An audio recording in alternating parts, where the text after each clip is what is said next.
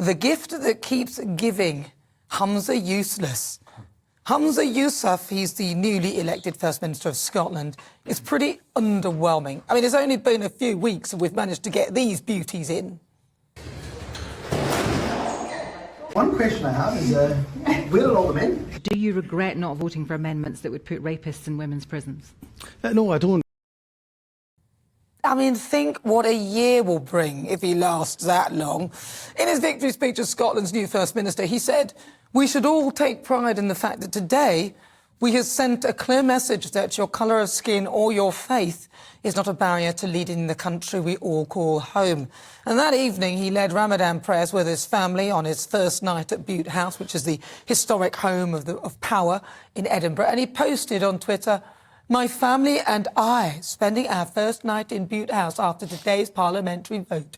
A special moment leading my family in prayer in Bute House, as is customary, after breaking fast together." But, as one tweeter pointed out, he won't let women or girls in the same room as him when he's praying, but he expects the women and girls of Scotland to welcome men into toilets and changing rooms without complaint. If Humza has the right to pray in peace, then women and girls must have the right to pee in peace. And despite being a devout Muslim, he feels committed to go ahead with the gender reforms. Instead of seeing the damage it caused Nicola Sturgeon, Humza is determined to belligerently move forward with the plan to keep the support of the Greens, ignoring what it did to his predecessor, and even though the people of Scotland clearly don't support it. Why would they? Humza has also been invited to the King's coronation, which he confirmed he will attend. A bit hypocritical, seeing as he's an avowed Republican. He recently stated that Scotland could ditch the monarchy if it leaves the UK. He told The National, "I've been very clear I'm a Republican. Let's absolutely, within the first 5 years, that is of independence, consider whether or not we should move away from having a monarchy into an elected head of state." Interesting that he's accepting King Charles's invite. I wonder if he'll also still speak at the pro-independence rally in Glasgow, which just happens to fall on the same day. I'm watching with bated breath. And his performance in his first week of leader in the Scottish Parliament was pretty poor. Yes, Nicola is a tough act to follow, I'll give him that. But it seemed all his excuses for the ills of Scotland were because of the Union, which would all get better once they achieved independence. Unlikely with him at the helm, given his record. Humza, you've had a number of jobs in government. When you were Transport Minister, the trains were never on time. When you were Justice Minister, the police were strained to breaking point. And now, as Health Minister, we've got record high waiting times.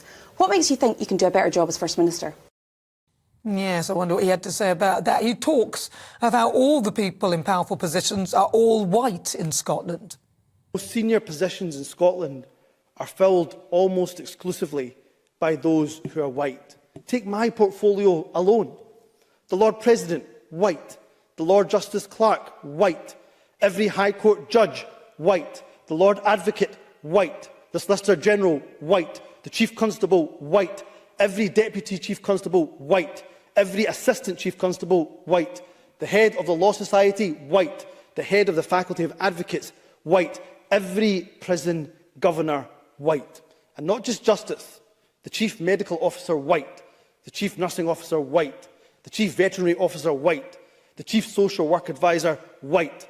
Almost every trade union in this country headed by people who are white. In the Scottish Government, every Director General is white. Every chair of every public body is white. Pretty misleading and hardly surprising when you factor in that Scotland's population is 98% white. I mean, the Labour Party must be clapping their hands with glee. I feel sorry for Scotland with Humza Useless in charge. He's the gift that just keeps on giving.